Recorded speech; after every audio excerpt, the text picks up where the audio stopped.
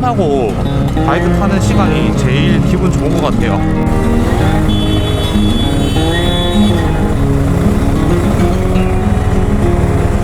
와, 트라이시티로도 대단하네. 저 바이크 진짜 궁금합니다. 트라이시티 3륜 바이크인데 앞에 바퀴가 두 개라서 어떻게 중심 잡기가 좀 더 편할 것 같기도 하고요. 되게 타보면 재미가 있다고는 하는데 탈 기회가 없어서 타보질 못하고 있네요. 어떤 느낌인지 되게 궁금합니다.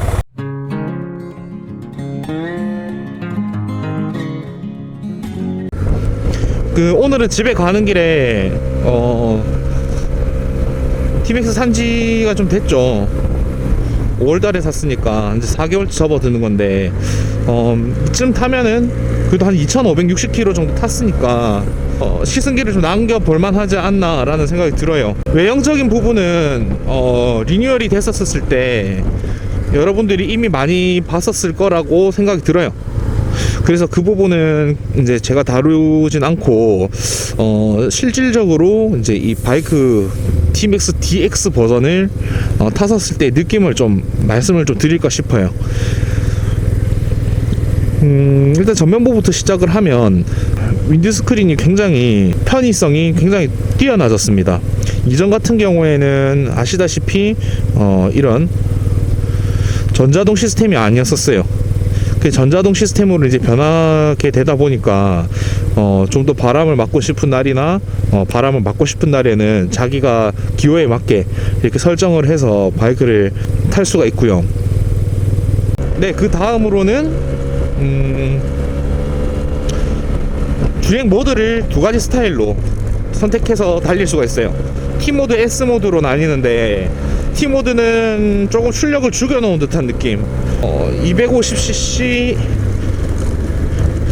매뉴얼 바이크 토크감이라 해야 되나? 약간 그 정도 느낌인 것 같아요.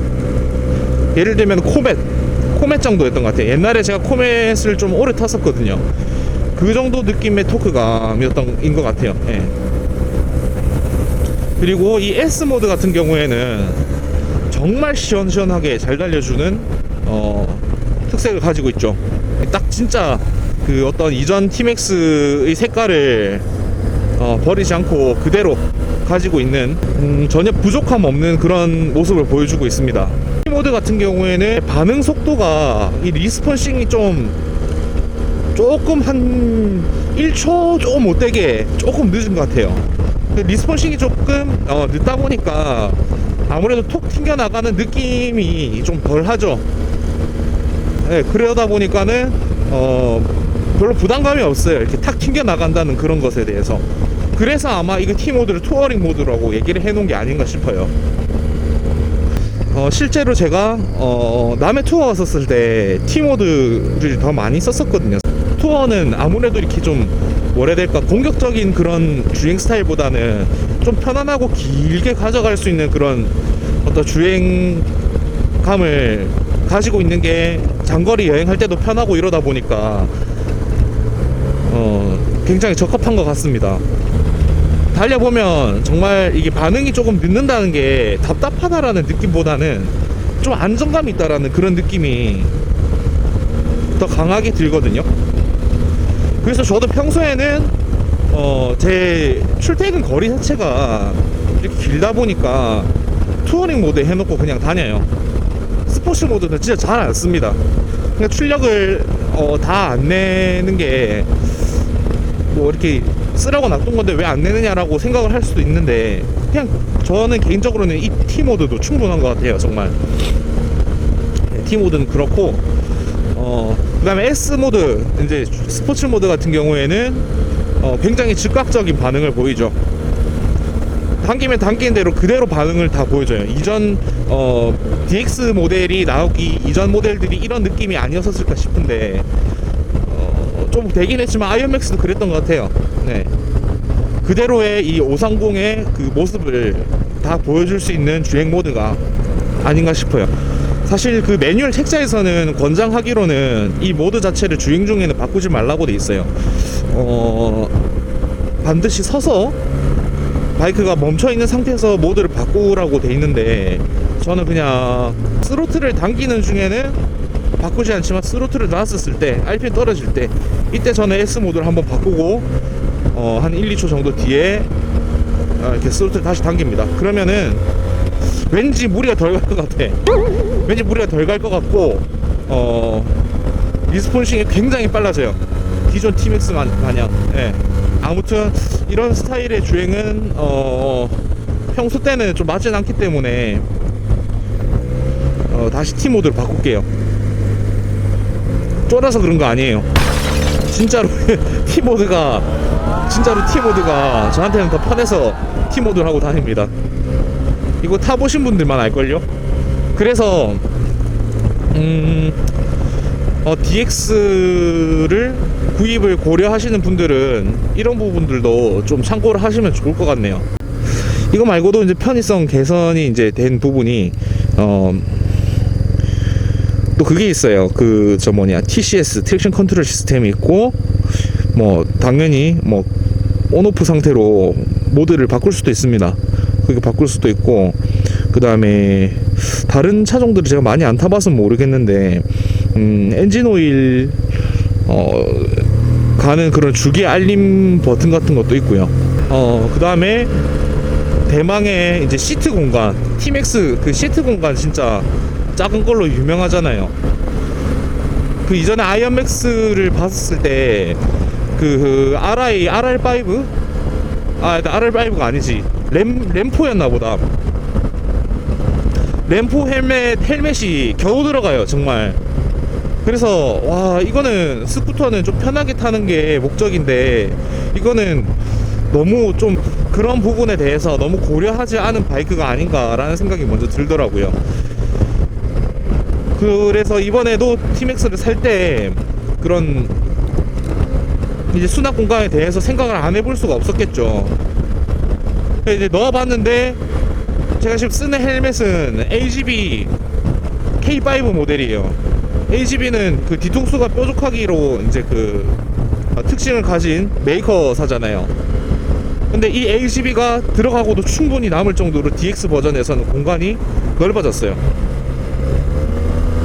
그래서 더 이상 헬멧에 대한 걱정은 안 해도 될 것 같아. 그 하프 페이스? 오픈 페이스. 네, 오픈 페이스 맞죠? RR4. RR4란다. 자꾸 RR4라 하네. 램포가 어떻게 잘 우겨 넣으면 2개 정도는 들어가지 않을까 생각도 들어요. 네. 어떤 사진에서 봤던 것 같은데, DX 버전이 헬멧이 2개가 들어가는 거를. 네, 그 오픈 페이스는 2개 들어갈 것 같아요. 풀 페이스 2개는 무리고, 확실히.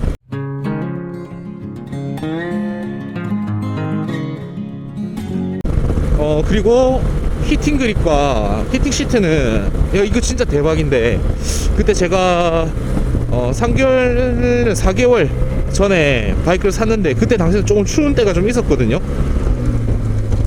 그래서 히팅 그립 그리고 히팅 시트를 시험해 볼 수 있는 그런 기회가 돼서 한번 써봤었는데, 와, 이거 진짜 대박입니다. 정말 따뜻해요. 예. 처음에는 이제 이 히팅이 된다는 게 부위 자체가 우리가 바람을 맞으면 추운 곳은 겉부위잖아요. 그래서 이런 부위가 이제 추워서 별로 필요도 없을 거라고 생각을 많이 했었는데, 이게 생각을 뒤집게 만들더라고요. 진짜 따뜻하고 좋습니다. 아무리 겉이 추워도 속이 따뜻하면은 그 어떤 느낌 자체가 내가 완전 춥다라는 느낌보다는 좀 춥지만 따뜻한 감도 좀 있다라는 이 차이가 큰 것 같아요. 이 엄청 추운 겨울에는. 와, 저 눈뽕 장난 아니다. 저거 차 뭐지? 아반떼네. 저 조사각을 조절을 완전 해놨나? 왜 저렇게 다녀? 네, 아무튼 히팅 그립과 시트도 일단 순정이에요. 저는 지금 바이크가 처음에 설명을 좀 못 드렸는데 올 순정 상태입니다. 지금 올 순정에서 모든 게 다 모든 게 다 들어가 있어요. 정말 좋지 않나요? 이런 부분들이 조화가 잘 이루어져서 라이딩을 하는데 크게 불편함을 겪었던 적은 없었던 것 같습니다. 진짜 정말 편하고 좋아요. 예. 윈드 스크린 같은 경우에 조금 더 얘기를 하자면 시선에 걸리느냐 안 걸리느냐가 주행하는데 불편함으로 이어질 수도 있고 이어지지 않을 수도 있어요. 그게 이제 개개인의 그 어떤 스타일마다 다 다르겠죠.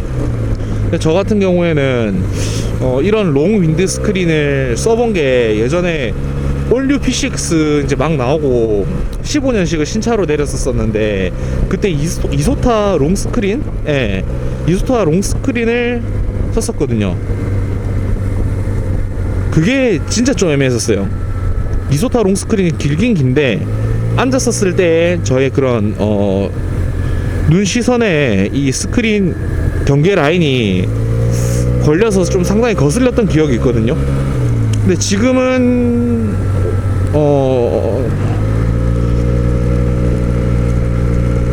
지금도 좀 거슬리는 것 같긴 하네요. 보니까 좀 거슬리는데 야마하 버프 뭐 티맥 버프빨이 아니라 좀 더 보기 편한 느낌입니다. 게다가 뭐 마음에 안 들면 뭐 이렇게 뭐 각도를 조금 내려서 이렇게 볼 수도 있는 거고, 바람이 좀 더 많이 분다, 난 바람 조금 맞기 싫어 이런다 하면은 좀 높이면 되는 거고.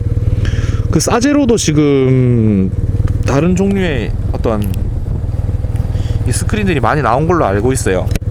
그 스크린들이 이제 순정 스크린보다 좀 더 높은 걸로 기억을 하는데 그것도 달아서 사용해도 될 것 같아요. 그러니까 연비가 티맥스 연비가 안 좋다고 얘기를 많이 하는데 이 부분은 좀 정말 애매한 게, 리뷰 드리기가 좀 애매한 게, 티맥스에 대해서 그 연비를 얘기를 할 때 좀 부정적인 말들이 많아요. 기름 진짜 많이 먹는다고. 근데 그게 제가 이전에 탔던 바이크가 650F였거든요. 650F도 뭐 미들급이고 기름도 어느 정도 먹는 4기통이긴 하지만 그래도 연비는 좀 나름 준수한 바이크 축에는 속했었어요. 그런 걸 타다가 지금 티맥스로 넘어왔는데